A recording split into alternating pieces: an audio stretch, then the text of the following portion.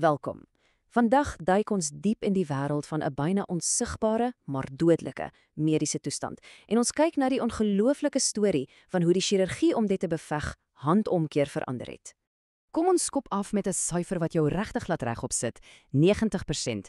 Dis die algemene sterftesyfer as 'n abdominale aorta aneurisme bars. En die skokkendste deel, daai syfer het in 40 jaar skaars verbeter.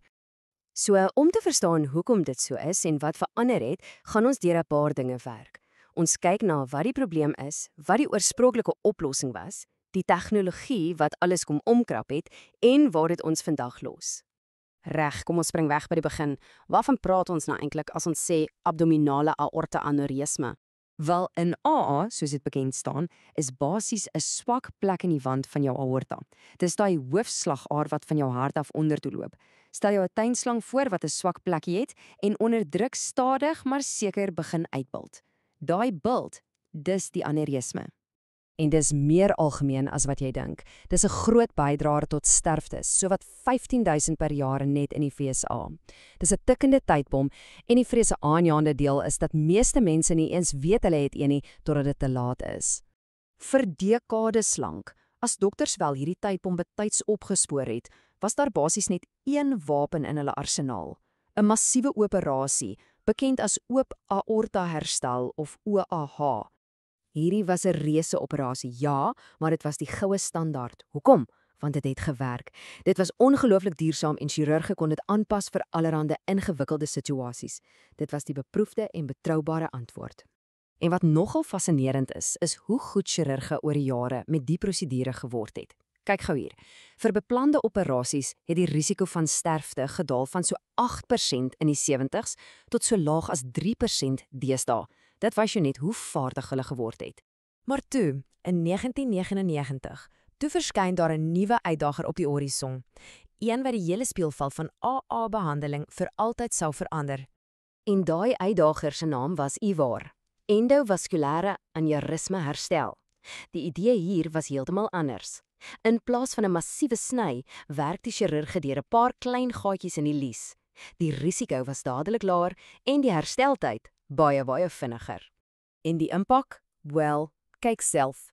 Dit was 'n absolute omwenteling. In net 1 dekade het die aantal oop operasies met meer as 75% geval, terwyl die aantal IVAR-prosedures verdubbel het. Dit het, sonder twyfel, die nuwe nommer 1 keuse vir die meeste pasiënte geword. So, beteken dit die einde van die ou, betroubare oop chirurgie? Glad nie. Wat gebeur het, is dat sy rol net verander het. Dit het meer gespesialiseerd geword. Vandag word oop herstel uitgehou vir die regtig moeilike, komplekse gevalle. Jy weet, situasies waar sy unieke sterkpunte absoluut noodsaaklik is. Dink aan pasiënte wie se anatomie net nie reg is vir IVAR nie, of byvoorbeeld jonger mense wat 'n oplossing nodig het wat letterlik 'n leeftyd moet hou. So, die groot punt is dit. Oop chirurgie het gegaan van die enigste opsie na die beste opsie vir die heel moeilikste gevalle. Dit is nie meer die alledaagse hamer nie, dis nou die hoogs gespesialiseerde instrument wat die chirurg uithaal as niks anders gaan werk nie. Goed, so ons het nou gepraat oor hierdie groot, komplekse operasie, maar wat gebeur nou eintlik daar binne? Kom ons breek dit bietjie af. Dis eintlik soos 'n meesterloodgieter wat 'n stikkende pyp vervang. Die chirurg maak 'n insnyding om by die aorta, die pyp, uit te kom. Dan word die bloedvloei bo en onder die swak plek afgekamp. Die boltende deel word oopgesny en 'n splinternuwe, sterk, sintetiese buis word binne-in vasgewerk. Dan word die klimme afgehaal en voilà, die bloed vloei weer, maar nou deur 'n veilige nuwe pyp. So, as ons terugstaan en na die hele prentjie kyk, is hierdie nie regtig 'n storie van 'n wenner en 'n verlorer nie, né? Dit is 'n storie van aanpassing, van hoe jy leer om die regte stuk gereedskap vir die regte taak te kies. Ons is nou in 'n nuwe era. IVAR is die eerste linie van verdediging vir die meeste mense. Dis vinniger en veiliger vir die gemiddelde pasiënt.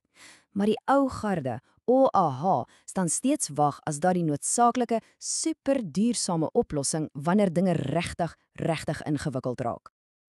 En hierdie hele evolusie los ons met 'n baie interessante gedagte om oor te dink. Ware innovasie gaan nie altyd net oor die skep van iets splinternuut nie. Soms gaan dit daaroor om die wysheid te hê om te weet presies wanneer om terug te val op iets wat al jare lank sy waarde bewys het.